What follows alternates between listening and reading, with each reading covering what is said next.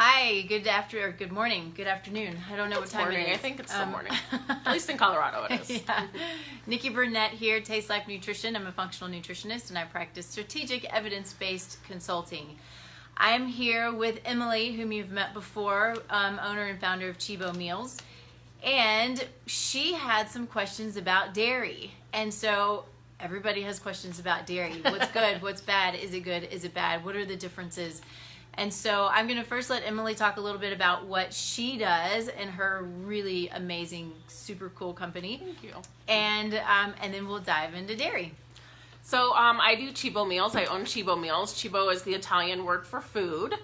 And we do meals in mason jars. They are exciting and creative meals that are already made, ready to eat for busy professionals. I deliver all over Northwest Denver. Basically, I say I do from Highway 36 to 6th Avenue and then on up into Golden. And I'm always expanding. So if you're not in any of those areas, then keep an eye on us. But yeah, as a longtime vegetarian, I have really turned to dairy, and mainly cheese for me is, one of my staples for getting calcium, protein, and I just love it. But it is hard when I'm cooking with it a lot and I'm trying to, cater to different people who maybe are vegan or who just don't like cheese. Same thing with nuts a lot of times. So I tend to try to either leave the cheese on the side in a little container, or I'll do a bigger chunk of it and set it on top of the jar so that if you don't want it, you're able to take it off. I also, you can always, I have a comment section when you order, and you can always tell me, hey, please leave the cheese off or something. But I just wanted to ask Nikki, based on her knowledge, about some of the recommended types of cheese for a healthier diet. Obviously, non-processed is better than, the yellow stuff that you get at the store. But I thought Nikki would have some good things to say about this topic. Okay, so one of the things that you said, you're not going to like me very much. I know. So we don't get good calcium from cheese. That's all marketing. We don't get good protein from cheese. It's all marketing. Conventional cheese truly is trash. Okay. It sucks. It tastes good, all of the good stuff. But there's really nothing good about it. Why? Because it has been heated and processed and pasteurized, so it is no longer a real food. It's no longer a good food. Sean Hindy, holy smokes, hey. Anyway, so it's the fact that it's no longer a food. The body doesn't know what to do with it. Yeah. Right. So we've changed it. We've taken out the good probiotics that are in it, Exactly. which are good bugs for our gut. The good probiotics, the enzymes to help to break it down. Mm-hmm. And we have changed it. And so really we don't glean the calcium from conventional processed cheeses. And when I say conventional processed, I'm just talking about pretty much any cheese that has been heated, right? Which most of them right have, right? So now there is a difference in cheese. And it really is kind of state by state too, but raw cheese is a very different story. Okay. Raw cheese, and here in Colorado, we can buy into a milk share where we can get raw cheeses. Actually, we can get some raw cheeses at Whole Foods and natural grocers, but they have to be 3 months old to make sure that they're, safe, which is silly, but it's true. But raw cheese has not been heated, so it's got all of the enzymes, the probiotics. It does have good calcium and good protein. Yep. Lost my train of thought. But I don't worry. I rarely worry about calcium with clients. Okay. And let me tell you why. We get calcium from greens, it's a rare day that we are actually deficient in calcium. Usually when we're dealing with problems like osteoporosis, osteopenia, things like that, it's not a calcium deficiency. Right. There are many, many minerals that go into our bones. Right. And calcium has many cofactors that are necessary to put calcium into the bone. So if we're eating, say we're supplementing, and I'm getting just a little bit off topic, but I think that it's really important that we understand that if we're supplementing calcium without all of its cofactors, which could be, all of the trace minerals, all of these different cofactors, including vitamins. If we're just taking it by itself, or with vitamin D, or with magnesium, calcium doesn't know where to go. Right. So what happens? What happens? We have arterial calcification, because it goes and it sits because it doesn't know where to go. It goes and sits somewhere else. So you can have renal calcification, heart calcification, breast calcification, brain. I mean, it's just nasty. And so think about your shower heads and your faucets. If you have hard water, those are being calcified because that calcium's not going anywhere. Yeah, it just kind of sits there. Yeah. I mean, yes. So the point is there. So but if you're taking it in, the body doesn't know what to do with it. It's just going to go store it, and you don't want it you want it to go to the bones and to the teeth. So it needs to have its cofactors. So what does that mean as far as drinking a glass of milk? If it's raw, again, we're talking about kind of what what the media and what we all think we're supposed to be doing. Oh, I need calcium. I drink a big glass of milk. No, it's marketing. It's pure marketing. Now, again, going back to raw milk is a very different story. So genetically, I can look at somebody's genetics and I can see if they have the ability to digest and utilize dairy.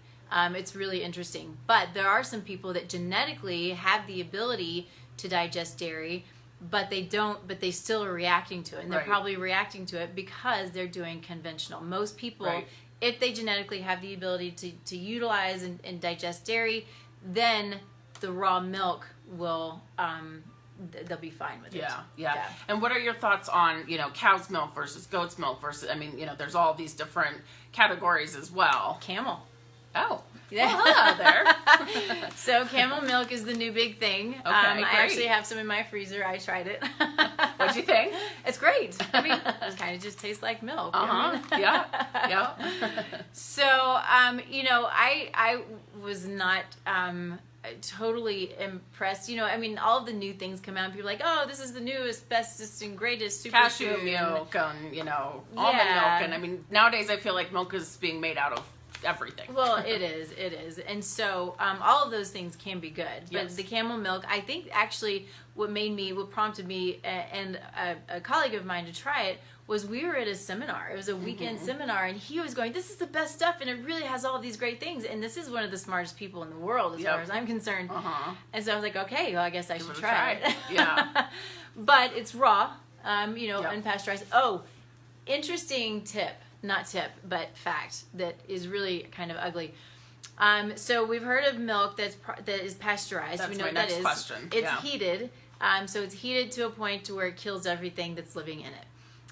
Then there's homogenized. Yes. Homogenized. Do you know what that does? But I remember that being a big, tagline. So something about having the beautiful cream on top is a bad idea, somebody said, or somebody thought. So what they decided to do is homogenize the milk so the cream doesn't settle to the top and it stays throughout the milk, because it's a real problem to have to shake your bottle of milk. Yeah. I mean, or just eat the cream off the top. I know.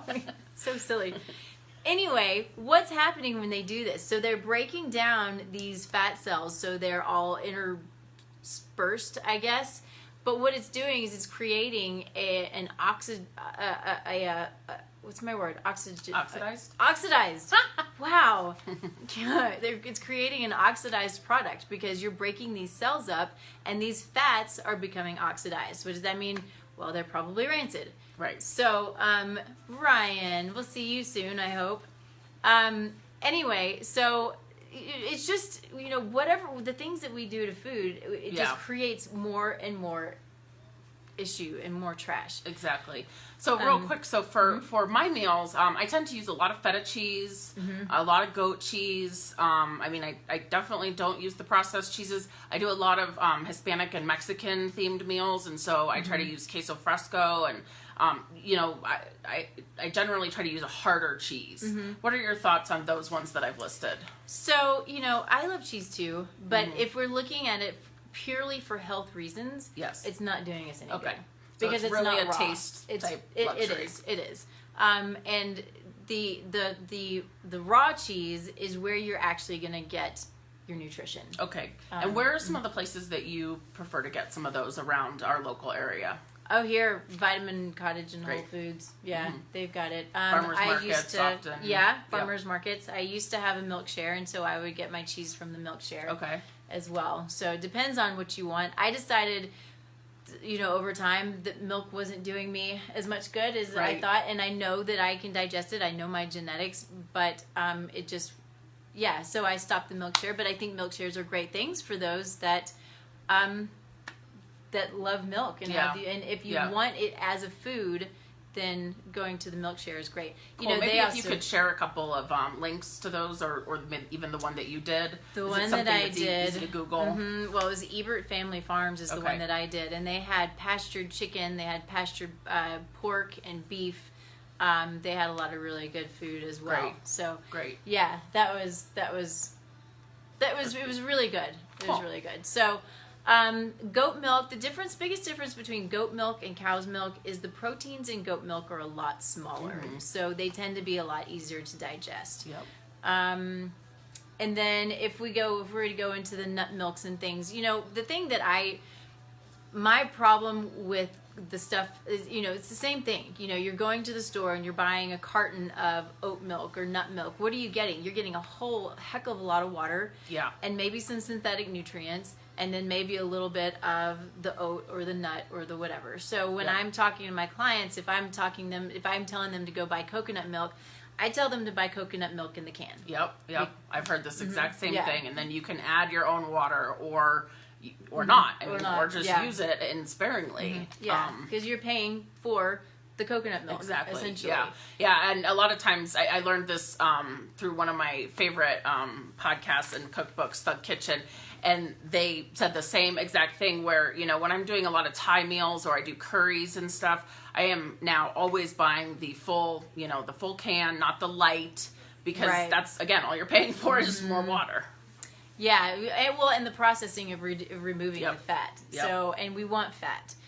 Something that I have said in the past is my genotype is a low-fat genotype. That doesn't mean that I eat low-fat. It means I eat less fat. Mm-hmm. So it really depends on your genotype as to how much fat you need in your diet, but we all have to have fat and good, healthy fats. And coconut milk is a great, healthy fat. Yep.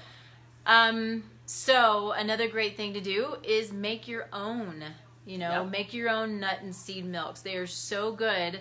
You can use the flour that's left over, and then again, that you're actually getting the good stuff. What you're putting into your body. Yeah.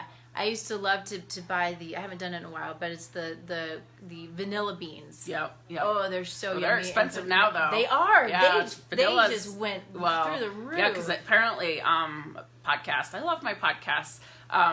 Madagascar produces something like 80% of the world's vanilla beans, and they've had a complete drought, and they're dealing with is that it? Yeah, they're dealing with many different environmental factors, and so we're basically now paying more for I believe that they said it was more for vanilla beans than for gasoline for raw crude oil. So well, hold on to your vanilla if you've got it. I haven't bought any in a while because I thought, wow, that's just a little more than I want to pay for a vanilla bean. Anyway, is that it? Any other questions on dairy? That covers it for me. I think there's some other areas I want to branch into. I'd like to talk about eggs at some point and branch in, but that really helps me understand. I'm not going to promise that I'm not going to still eat my chunk of cheese every so often. I eat cheese every so often. But it is very good to be aware of it and to know how important it is to maybe bypass that aisle in the grocery store. Because, I've never seen orange milk come out of a cow. So funny that you say that. I know, it makes me crazy. And really, sometimes I think they're putting... I can't even remember what it is, but it's a natural coloring. But why? Yeah, I don't understand what the point is. Oh, I'm sure there's market research. Yeah, it's crazy. So let us know, as always, if you have any questions, you can post below. You can go to my website, tastelifenutrition.com. You can go to cibomeals.com. If you're local, I highly recommend ordering from her and checking it out. The meals will last for two people, one jar for two people, truly. So for my husband and me, and then of course I have to add meat for him. But Lowry. Oh, Lowry, I know. But they're really good. They're super healthy, and I think I already said this, but she'll tell you if she's putting dairy in it, if there's anything with gluten in it, or any other allergies, soy, and so forth. So yeah, and I like to keep a communication with my customers open too. So if you have a question about anything, then you can always call or email me, because I try to list everything, but people have different levels of allergies or reactions to things that I try to take into factor. Sure, yeah, there are allergies and sensitivities, very, very different parts of the immune system. So either way, though, let us know if you need anything, if you have any questions, if you have other topics that you like for me or us or Emily to talk about, then we'll do that too. That really helps, because then I know what to talk about. Then we have some ideas. All right. Hi, Conrad. Thanks, everybody. Let us know if you thanks. have any questions. We'll talk to you later on. Bye. Ciao.